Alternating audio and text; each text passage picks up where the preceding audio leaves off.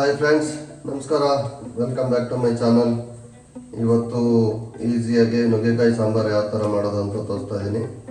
ಅದಕ್ಕೆ ಬೇಕಾಗಿರೋ ಪದಾರ್ಥ 3/4 ಕಪ್ಪು ತೊಗರಿಬೇಳೆ ತೊಗೊತಾ ಇದ್ದೀನಿ, ಒಂದು ಆಲೂಗೆಡ್ಡೆ ಕಟ್ ಮಾಡಿ ಇಟ್ಕೊಂಡಿದ್ದೀನಿ, 2 ಚಿಕ್ಕ ಸೈಜು ಈರುಳ್ಳಿ ಮೀಡಿಯಮ್ ಸೈಜು, 3 ನುಗ್ಗೆಕಾಯಿ ತೊಗೊಂಡಿದ್ದೀನಿ, 2 ಟೊಮೊಟೊ, ಸ್ವಲ್ಪ ಬೆಳ್ಳುಳ್ಳಿ, ಸ್ವಲ್ಪ ಹುಣಸೆಹಣ್ಣು, ಒಗ್ಗರಣೆಗೆ ಬೇಕಾಗಿರೋದು ಸಾಸಿವೆ, ಜೀರಿಗೆ, ಕರ್ಬೇವಿನ ಸೊಪ್ಪು, 2 ಹಸಿಮೆಣಸಿನ್ಕಾಯಿ, 2 ಒಣಮೆಣಸಿನ್ಕಾಯಿ. ಬನ್ನಿ, ಇದಕ್ಕೆ ಮಸಾಲೆ ಏನು ಬೇಡ, ಯಾವ ಥರ ಮಾಡೋದು ಅಂತ ತೋರಿಸ್ತೀನಿ. ನುಗ್ಗೆಕಾಯಿ ಯಾವ ಥರ ಕಟ್ ಮಾಡೋದು ತೋರಿಸ್ತೀನಿ ನೋಡಿ.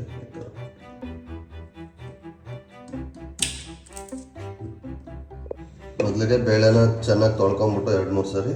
ಇವಾಗ ಅದಕ್ಕೇನೆ ಆಲೂಗೆಡ್ಡೆ ಹಾಕ್ಕೊತಾ ಇದ್ದೀನಿ, ಟೊಮೊಟೊ ಹಾಕ್ಕೊತಾ ಇದ್ದೀನಿ, ಅದಕ್ಕೆ ಸ್ವಲ್ಪ ನೀರು ಹಾಕ್ತಾ ಇದ್ದೀನಿ, ಒಂದು ಚಿಟಿಕೆ ಅಷ್ಟು ಅರಿಶಿನ ಹಾಕ್ಕೊತಾ ಇದ್ದೀನಿ.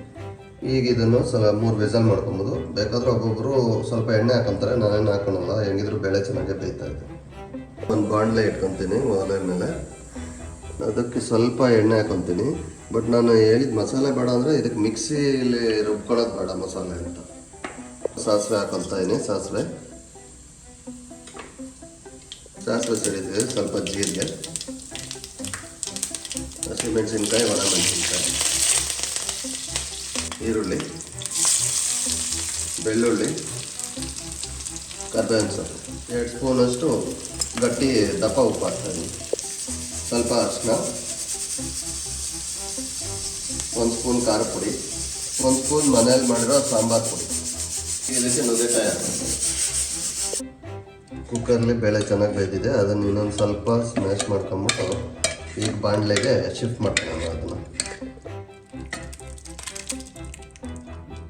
ಇದಕ್ಕೆ ಅಪ್ರಾಕ್ಸಿಮೇಟ್ಲಿ ಒಂದು 3/4 ಲೀಟ್ರಷ್ಟು ನೀರು ಹಾಕೊಳ್ಳಿ, ಕುದಿ ಬರಲಿ 5 ನಿಮಿಷ. ಇವಾಗ ಉರಿ ಕಮ್ಮಿ ಮಾಡಿಕೊಂಡು ಹುಣಸೆ ರಸ ಸೇರಿಸ್ಕೊತಾ ಇದ್ದೀನಿ. ಇನ್ನು 5 ನಿಮಿಷ ಚೆನ್ನಾಗಿ ಕುದ್ಮೇಲೆ ನುಗ್ಗೆಕಾಯಿ ಸಾಂಬಾರು ರೆಡಿ ಇದೆ ನೋಡಿ. ಅನ್ನಕ್ಕೆ, ಮುದ್ದೆಗೆ ಎಲ್ಲರಿಗೂ ತುಂಬ ರುಚಿಯಾಗಿರುತ್ತೆ. ನಾನು ಇವತ್ತು ಆಲೂಗೆಡ್ಡೆ ಬಳಸೀನಿ, ನೀವು ಬೇಕಾದರೆ ಬೇರೆ ತರಕಾರಿಗಳನ್ನೂ ಬಳಸ್ಬೋದು, ಬದನೆಕಾಯಿ ಆ ಥರ. ಇಲ್ದಿದ್ರೆ ಇವಾಗ ಸೀಸನ್ ಇರೋದ್ರಿಂದ ಮಾವಿನಕಾಯಿನೂ ಬಳಸ್ಬೋದು, ಅದು ಚೆನ್ನಾಗಿರುತ್ತೆ. ಕೊನೆಗೆ ಸ್ವಲ್ಪ ಕೊತ್ತಂಬರಿ ಸೊಪ್ಪು ಹಾಕ್ಕೊಂತಿದ್ದೀನಿ.